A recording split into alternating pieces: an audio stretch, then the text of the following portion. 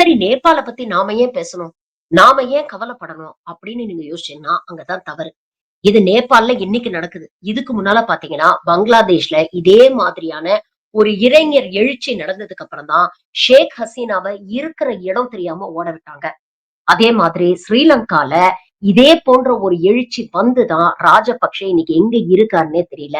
சர்வாதிகார ஆட்சி தீவிரமா நடைமுறைப்படுத்தப்பட்ட பல நாடுகள்ல இதுதான் நிலைமை. மக்கள் பொறுத்து பொறுத்து போவாங்க.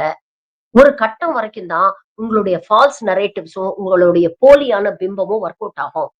அதற்கு மேல அன்றாட பிரச்சனைகள் மக்கள அச்சுறுத்தும் பொழுது, அவங்களுடைய வாழ்வாதாரம், அவங்களுடைய எதிர்காலம் கேள்விக்குறி ஆகும் பொழுது, மக்கள் அத ரியலைஸ் பண்ணி, அவங்க அங்க வெகுண்டெழுந்து போராட்டத்துல ஈடுபடுவாங்க. இது போன்ற மக்கள் எழுச்சி தான் பெரிய பெரிய சர்வாதிகார ஆட்சிகளையே வீழ்த்தியிருக்கு. இத நான் எதுக்கு சொல்றேன் அப்டின்னா, இந்த வேலையில்லா திண்டாட்டம் அப்படிங்கிற ஒரு பிரச்சனை எல்லா நாடுகளையும் அச்சுறுத்திக்கிட்டு இருக்கு. அதுவும் குறிப்பாக இந்தியாவுல 140 கோடி மக்கள் வாழக்கூடிய நம்ம நாட்டுல இந்த வேலையில்லா திண்டாட்டம் அப்படிங்கிற பிரச்சனை நாளுக்கு நாள் அதிகரிச்சுட்டு இருக்கு. உலகத்திலேயே இந்தியாவுல தான் யூத் பாப்புலேஷன் நம்ம டீமோகிராபிக் டிவிடெண்ட் அப்படின்னு சொல்றோம் இல்லையா? அடுத்த தலைமுறை இந்த யங்ஸ்டர்ஸ் பாப்புலேஷன் வந்து ரொம்ப இளமையான ஒரு நாடு வந்து இந்தியா அப்படின்னு சொல்றாங்க. அப்படிப்பட்ட யூத் பாப்புலேஷனுக்கு நல்ல எஜுகேஷன குடுத்து, நல்ல சுகாதாரத்த குடுத்து, அவங்களுக்கு திறன் மேம்பாட்ட நம்ம உறுதி செஞ்சு, அவங்க வந்து நம்மளுடைய இன்வெஸ்ட்மென்ட்.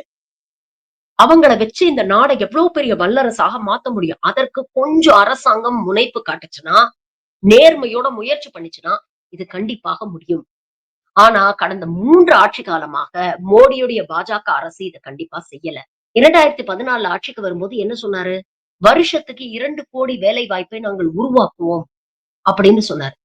ஆனா இன்னைக்கு வரைக்கும் அவங்களால அத நடைமுறைப்படுத்த முடியல. இன்ஃபாக்ட் நீங்க பார்த்தீங்கன்னா, 2017, 18ஆம் ஆண்டு வரலாறு காணாத அளவுக்கு கிட்டத்தட்ட 40 வருஷத்துல இல்லாத அளவுக்கு வேலையில்லா திண்டாட்டம் இந்தியாவுல தலவிரிச்சு ஆடுது அப்படிங்கிறது ஒன்றிய அரசு தரவு மூலமா கிடைச்ச செய்தி. ஆனா இந்த கூட்டம் எங்க இந்த செய்தி வெளியில வந்துட்டா 2019ஆம் ஆண்டு நம்மளால ஆட்சிக்கு வர முடியாதோ அப்படிங்கிறதுக்காக அந்த நியூஸையே அப்படியே அமுக்கிட்டாங்க. புல்வாமா அட்டாக் மூலமா இறந்து போன அந்த ஜவான்கள காமிச்சு கண்ணீர் விட்டு மக்களுடைய சிம்பத்தியை ஏர்ன் பண்ணி அதுக்கப்புறம் ஆட்சிக்கு வந்தாரு 2வது முறை மோடி.